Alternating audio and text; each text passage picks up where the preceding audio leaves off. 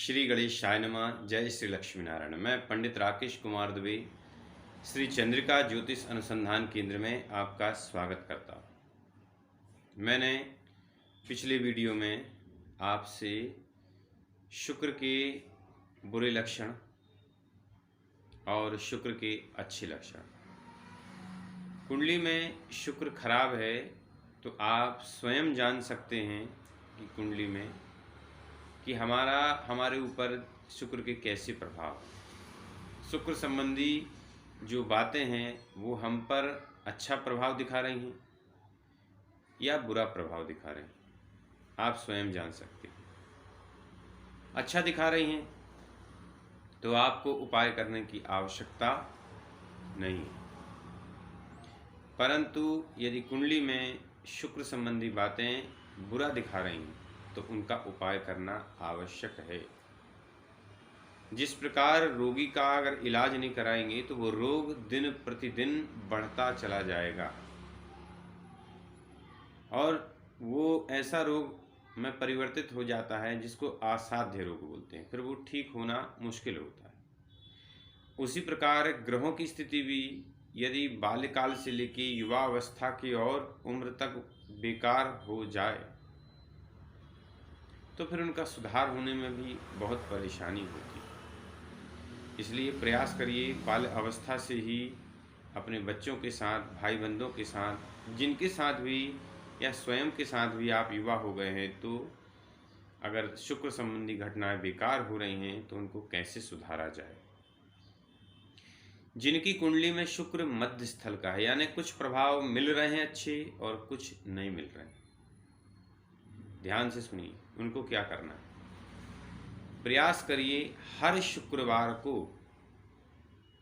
प्रति शुक्रवार को आपको 5 साल के अंदर की एक कन्या को आपको बन जाए तो उसको कुछ उपहार देना है, देवी स्वरूप समझकर। 5 साल के अंदर होनी चाहिए, 3 साल, 4 साल, 2 साल के ऊपर और 5 साल के अंदर, और उसके चरण स्पर्श करने।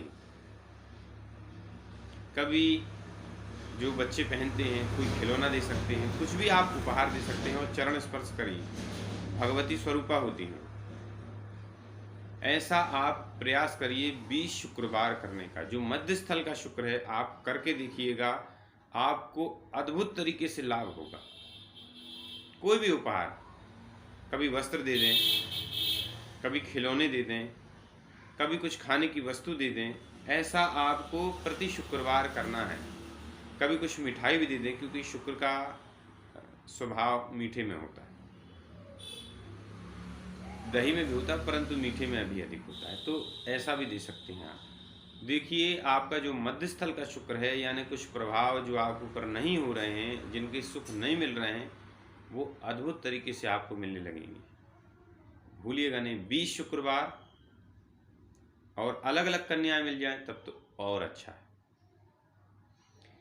जिनका शुक्र पूर्ण रूप से खराब है, जिनका शुक्र बिल्कुल, जिनको सारे शुक्र के जितने भी सुख हैं वो प्राप्त नहीं हो रहे हैं, स्त्री की प्राप्ति नहीं हो रही है, लग्जरी लाइफ नहीं है, वाहन की प्राप्ति नहीं, कुछ भी नहीं हो रहा है, उनको क्या करना है वो ध्यान से सुने।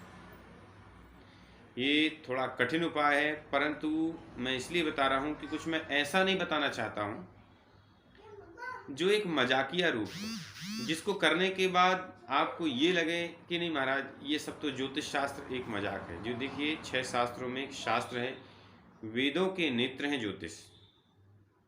यदि वेद है ना तो वेद के जो नेत्र हैं वो ज्योतिष है, पहले से ही दिखकर बताता है कि महाराज अग्र घटना क्या होने वाली है और हम सचेत हो जाएं। काल चक्र में क्या होने वाला है हम सचेत हो जाएं। बारिश होने वाली है, हम छतरी लेकर ही घर से निकलें। आने वाला समय धन को लेकर विपदा में है, हम धन को बचा कर रखें। आने वाला समय बीमार हो सकते हैं, तो कुछ खाने से हो सकते हैं या कहीं जाने से हो सकते हैं, तो हम ऐसी जगह ना जाएं और ऐसी चीज़ों को ना खाएं। ज्योतिष शास्त्र ये और भी चीज़ें अवगत करता है।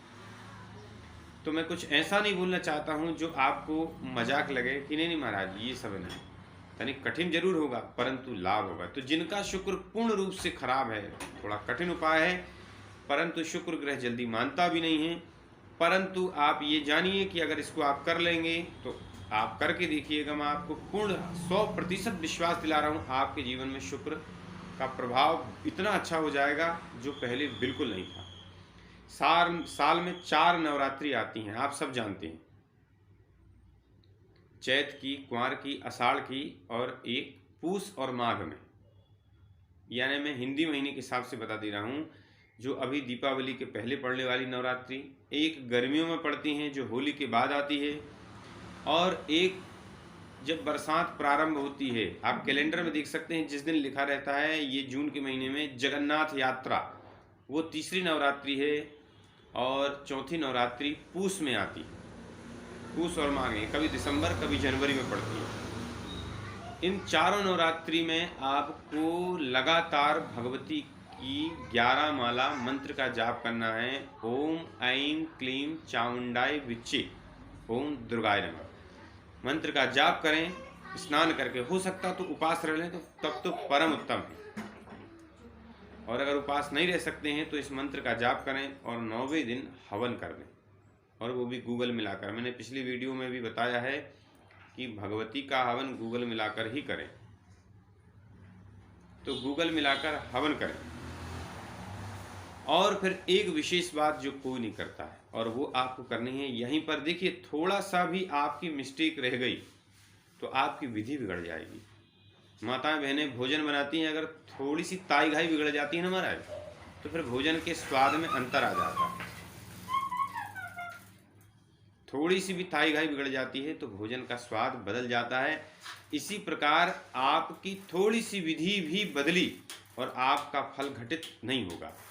तो ध्यान रखिए कि आपको जो मैंने बताया है, 9 दिन लगातार मंत्र का जाप करना है, कम से कम 11 माला, और उसके बाद हवन करना है। और हवन के बाद आपको भगवती, ध्यान रखना है मेरी इस विशेष बात को, आपको 9 कन्याएं, वो भी एक उम्र की होनी चाहिए। यानी 2 साल 1 साल के ऊपर की कन्या नहीं, क्योंकि वो स्वाद से वर्जित रहती है, उसको स्वाद पता नहीं, आओ मतलब स्वाद उसको पता नहीं।